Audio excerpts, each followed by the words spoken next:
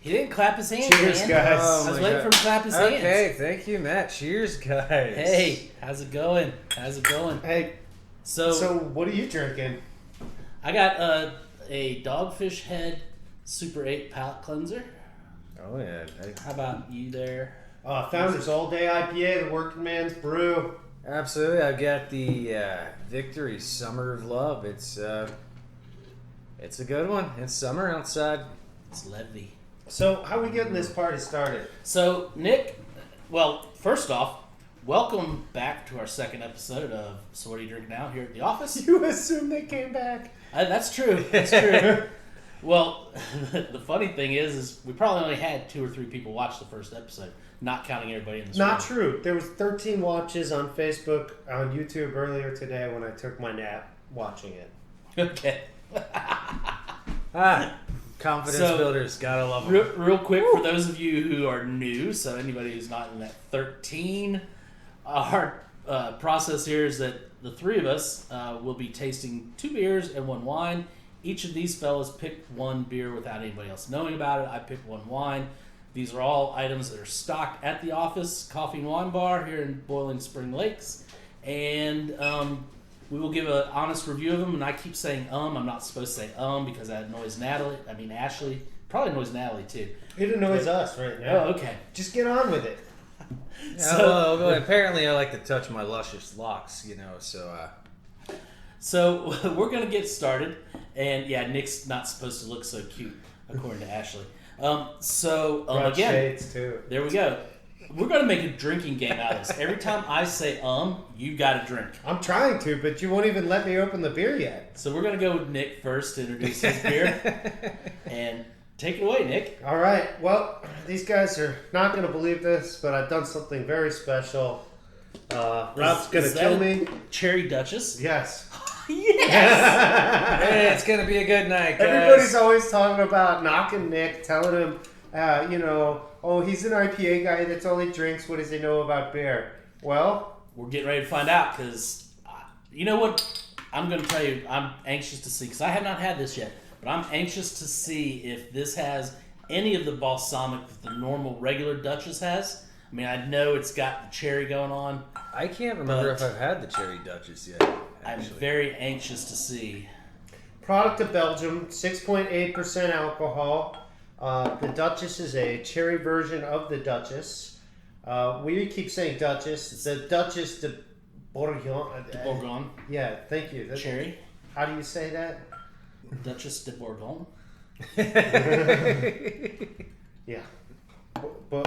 Burger gone. That's what I say when I need the waitress to pick up my plate. I say Duchess burger gone. This is the Duchess cherry. Okay. Authentic sour cherry ale, product of Belgium. That's pretty much all it says. It's got a really cool picture on the label. Really cool art. So it's pretty same as the regular Duchess bottle, just has the cherry out on it. So I'm not so sure about this nose, guy. I love it. It's super hay and barnyardy. I never understood the phrase barnyard on the nose, but then that is on the nose barnyard. I hung out with people that have barns, and there's a yard outside of the barn, and this. So I'd say it smells more like goat than chicken. Well, I'm just gonna say on the nose, I might want to drink this out of the bottle. Does this resemble a Flemish sour to you guys almost, or? I mean, it says product of Belgium. It also is a sour cherry. That's because it's Flemish. Didn't say the word Flemish sour. Flanders red, yeah. Nice. Yeah, but it also smells like a melted cherry icy. Well, it is oak barrel aged. So, let me say, the difference between the nose of this and the palate of this for me is night and day. I think the nose to me, yes, barnyard, very earthy, very animal. I don't even want. If I say anything more, it's going to be a detriment to the. It sounds worse than it really is, guys. But let me tell you, the palate on this is really nice. Oh, this is absolutely delicious. It tastes like the Duchess, a little bit lighter than the Duchess. The But initial fruit note is almost candy-like, but it is truly a sour mid to late palate and finishes soft with that nice softness from the oak barrel. Like the regular Duchess, it has a Succulent nice in flavor, but really I can see through this, and I thought there was going to be any sediment or nothing like that. Americans make good sour beers, but the people that did the original sour beers over there just do a better So job. let me tell you how I got here today. I was drinking a couple gozes with a good friend after doing some morning labor. And what's a better way to enjoy your lunch hour with like a Super B goes or something like that? And boy, we got thinking exactly what you're talking about. Where does this flavor really come from? Oh yeah, I mean this is centuries old beer style right here. Digging back in, do you guys get the spice tones there? I get like the cranberry normal almost. regular Duchess. I get the balsamic. Okay. I get A lot. cherry. It's the balsamic's toned down in this one compared to the regular Duchess. I think you're right. I think the cherry is what Really kinda comes through, what it- tones the balsamic down. blends well. Yeah, it's really nice. I'm happy. So we to like taste the it. color. We like the nose. We like. The I wasn't so palate. hot. I wasn't so hot on the nose for me. What do you guys think of the body? I'm not always into oak cascade stuff. This is pretty nice. The thing I like about Belgian beer when they do anything in like oak foeders, I think that's how you say it. That is. For some reason, they always get that lighter body. We put stuff in oak over here in the States, and it tastes like you're drinking motor oil. Sometimes. Most of the time. Yeah. So, hey, a toast to the this Marines who is- are training the Belgian army. Maybe the Belgians can show them what some good beer's about. All right. Drink to that.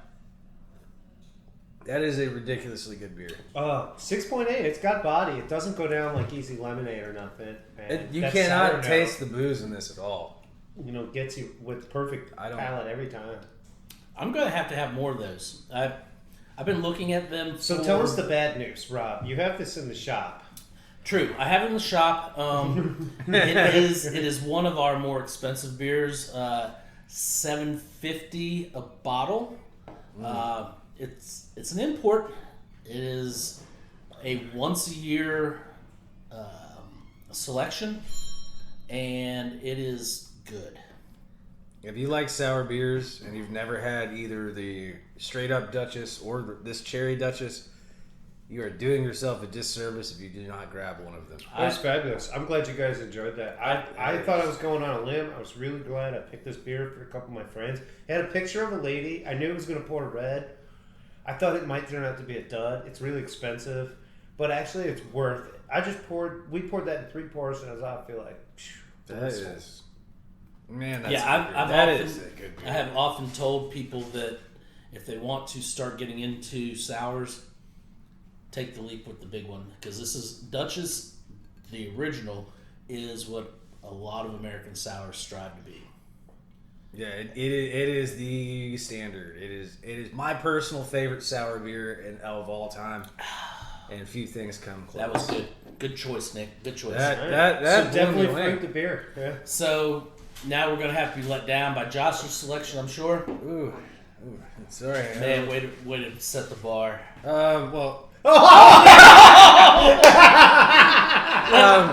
Let's stay on the other side of the ocean. It's hilarious. so I guess it's International Day here at What Are You Drinking? We had the long running joke to see if Nick and I picked the same beer today. We didn't, but our minds It were was obviously very in the close. same places.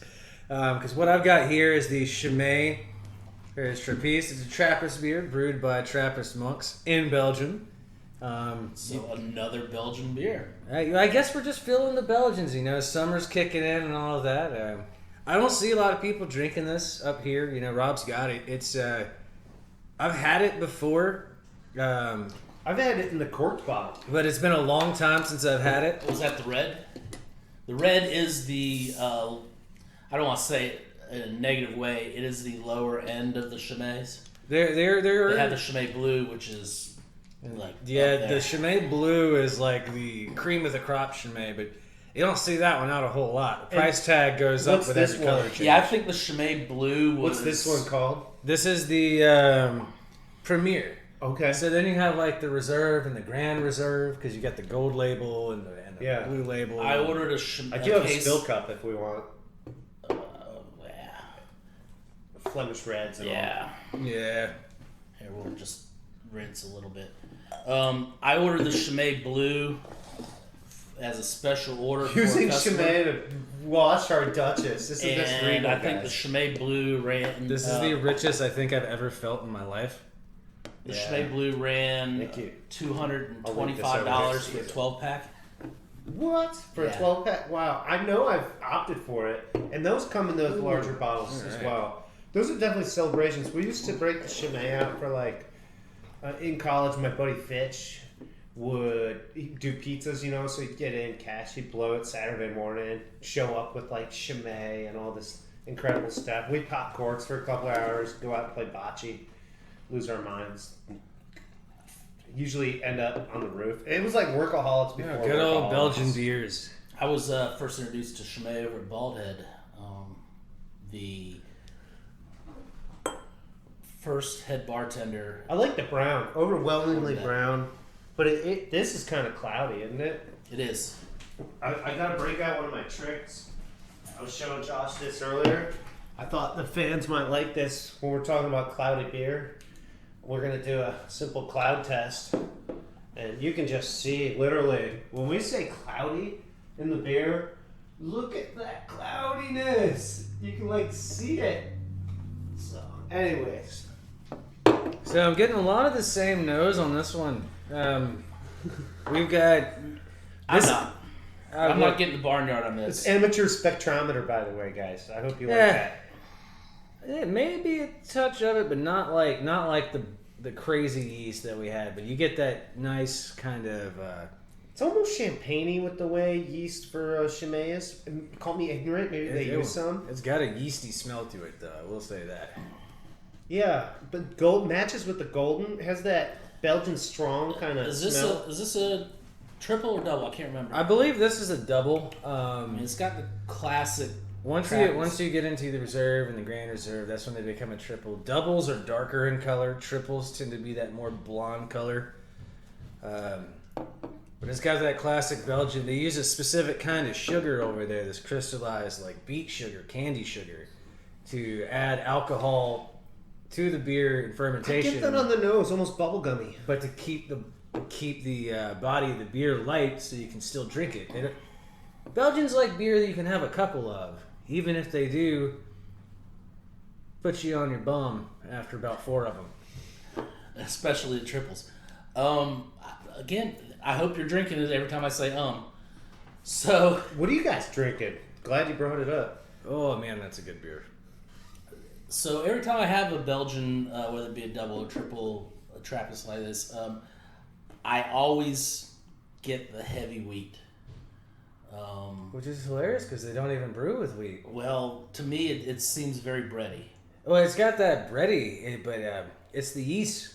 'Cause None? every Belgian brewery, like they prize their yeast. They have these wild strains of yeast out there. A lot of them will ferment in like the roof areas, and they've had the same spiders and everything keeping all the bugs away from like the fermenting vats. I know it sounds crazy, but He's frothing at the bit just talking about it. Yeah. I love Belgian beer. If you guys can't tell. I'm fond of it. I've brewed Belgian with you before. We've done. Oh, this yeah. reminds me on palate, just the initial kind of framework of the beer. Okay, I'm not saying we brewed Chimay, but I just on the framework of it, it reminds me of a Belgian strong that you and I brewed. That we weren't sure whether it was double, triple, but it was like maybe an 8-6er and Oh yeah. just really nice, like with that sugar, just like you're saying, it had that doughy donut kind of powdered sugar taste to it. There's like fresh bakery smell. There's nothing like it. Oh yeah, you get that heavy taste, but the body's light, so it doesn't sit heavy, and that's It's definitely very mellow compared to the IPAs that everybody's drinking these days. So I have not heard anybody say the word hops. We pretty much went anti-hop for this episode, didn't we? No, Yeah, we mentioned bitter tastes, but we are not really talking about the hops right now, are we? The hops in the European beers, they exist to balance the beer more so than take the center What stage. Rob described as weedy might be more malty, just malty. okay, I can. Letting the malt take the front, Now, I've seen this guy. He enjoys a nice American malt liquor, and he'll put OE on ice if he has to. I'm just saying, some people really have the palate for that malt. Correction, I store my OE in the ice. I do not pour it over ice. That is just disgusting. What did I say? I said put your OE in ice, right? Memory. Anyway, that just brought up like memories from NC State, the old English. I much prefer Colt 45. So we are working on this. This is a gooey duck. Look it up, y'all. So, Rob, did we surprise you with our beer selections this evening? Yes, another higher end beer here at the shop. This one's $6.50 a bottle. Ooh. $6.75. I'm sorry. $6.75. So these guys are trying to break me tonight. $14.25. These guys are trying to break me tonight by picking the big stuff. It's all right. It's what we're drinking. But neither one of these beers are something that you see people drinking a lot. It's nice to get some exposure for them. Share these. Yeah, I agree. Open They're these not beers ones and share them. and they're not ones you're going to go in and pick them right away if you have no idea what they are. So what's under my chair? My selection is the wine of the evening. Do they make wine in Belgium? Probably. The I'm beer's sure. so good. They're like, don't waste the room. Don't mess up our yeast. However, I am staying on our side of the Atlantic tonight. Ooh. I'm going south of the equator, though. Wait, no. This is actually still north of the equator. This is Chile. This is Route 1 Carmenere. Oh, yeah. This is from the Colchagua Valley, Chile. Colchagua, I did look it up. It's a very deep canyon. I was talking about this with you. Colchagua is immensely deep. It's like one of the deepest. And it's a river that runs from source to ocean, unimpeded. So there's actually only a few of these canyons. So here's why I picked this.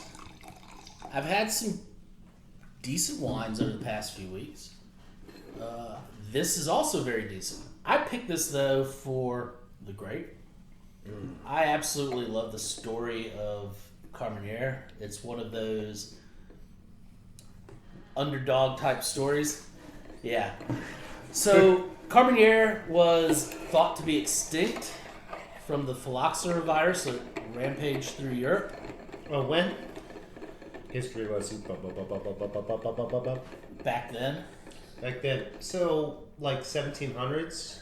Or, the 1970s? No, we're thinking more mid 1800s, late 1800s, because what saved the European grapes was rootstock from Everybody's favorite grapes. was The muscadines. rootstock from the American grapes Yeah. So, that were resistant old to, grapes that had been hybridized, and different people had these. and they were resistant to. So when they say in the Americas, they were not always talking about the North Americas. What are you talking about? Well, this is a South American wine. Oh, I'm not talking about this wine as far as saving the European grapes from the phylloxera virus. This is actually a European grape. Came over from Europe with the conquistadors and the monks. Unknowingly, it was planted in South America, in the Chile region. Thought to be extinct from the phylloxera virus until the mid 2000s, early 2000s, when they did the DNA testing around the world for all the grapes to identify them. Found out that this really crappy This reminds me of these really crappy Zinfandels. Peruvian table wines we used to get, Some like real- 3%. Some really crappy This Zinfandel that is they were Chicha making. Moreno if I've ever had it, man. And after they figured out that they weren't really making the Zinfandel, but they had Carmenere, they started making it in the classic fashion. So I like the name, number one. It makes me think of things that end up tasting like, and I've never heard the word outside the you saying it right now and the great name and this label, but it makes me think of things that I begin to smell when I smell this. Very bizarre. Try that out yourself. See what I'm saying? It's delightful. It's So on the nose, I'm getting some blueberry. Oh yeah, a lot of the darker fruits. You know, there's not. I don't get a lot of bright fruit with this. I'm getting some like cedar spice box. Yeah, the tan and the cedar, maybe. Okay. I'm going deep with my nose. I'm getting raisins and plums out of there. Cherries. There's something just smooth though in the smell and almost caramely, and it's. I agree. Smell. It's It's like got- almost holding some of this flavor in there. that Right- I can't right quite the- smell. Right at the back of the Something smith. is just holding all this fruit in there. It's like when you open the jam and you can't smell it because nobody's opened that top layer yet. Oh, yeah. I'm ready to open You this ready? top You layer. ready?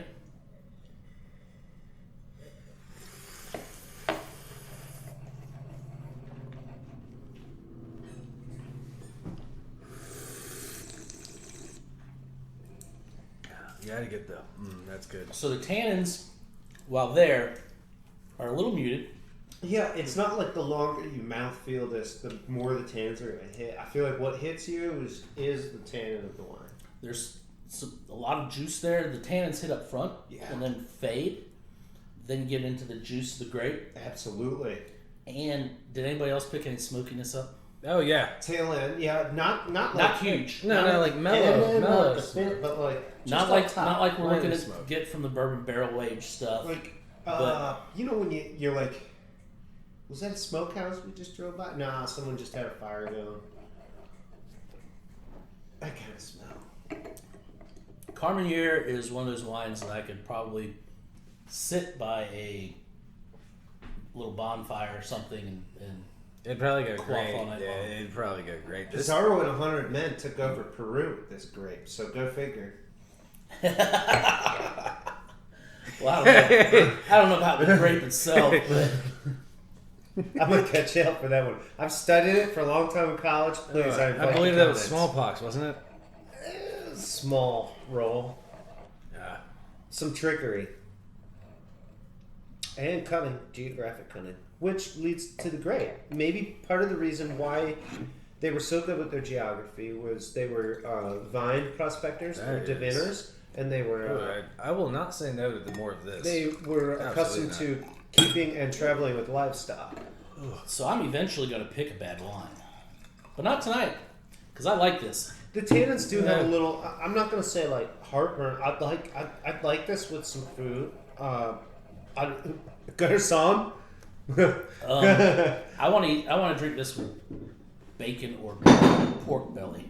I told you I'd do it eventually. Pork belly. I see that. I just don't like pork belly. Well, Pizarro was a pig farmer. Bring it full circle. Just bring that caramelites, Carmenere. Huh. Oh Just my let God. you all think about Oh it. my god. Nick, have you ever been to South America? Once, just once. Now I see where you get it. So blackberries, plums, cherries, and warm spice with smooth, balanced vanilla notes. I get the plums. I get like really fresh, not prune, but like what are those dates? Prunes though, man. I do get a little pruniness, and that's plums. That's basically raisined plum. Well, I get dates are in there, like Really fresh dates, not your sugared dates. It does have that caramely texture, though, so maybe yeah. I know we reserve those like those are desert fruits for just certain wines. Get that, but I don't know. Maybe this has that. So with it being like this rare of a grape and not easy to find, I'm going to take it. This has like a crazy like price tag on it. Right? Oh, if only you were smarter, my friend. $11.99. What? So yes, Carmenere is one not very widely made. They are making it again in France. They are making it. I had a California Carmenere not too long ago. That one wasn't so great. And then they're mainly making it in Chile. Legs are But evenly spaced, not too wide, but very even. Not that like the good thing about random. it not being made everywhere is it's not popular everywhere. Okay. So your price is still fairly low. But I mean, this doesn't taste like any other grape out there. It's got a very specific flavor profile. That, you know, being an individual, it's a good thing. Yeah, there you go. So, good, bad, no, yes? I like it. I like it a Keeps lot. me hungry. Which is one thing I will again and again. Pete. Every I'm feeling- I'm time. getting that now. That might be that Smoke smoke you're talking about. Yeah, well, that little bit of scotchy kind of, Mm-hmm. not like heavy though. It's not. Which leads back to that caramel butterscotch. Yeah, I feel it. Yeah, there's something going on there. Look, we need to look into the oak. Anyways, that's, so what are you drinking now at the office tonight? So what are you drinking? Thank you, guys. Yeah. And we shall see you next week. Hey, write us some comments. Let us know. You know, we'll wear some better shirts and talk about cooler stuff. But mainly, guys, let us know. What are you drinking now? Thank you. We'll see ya.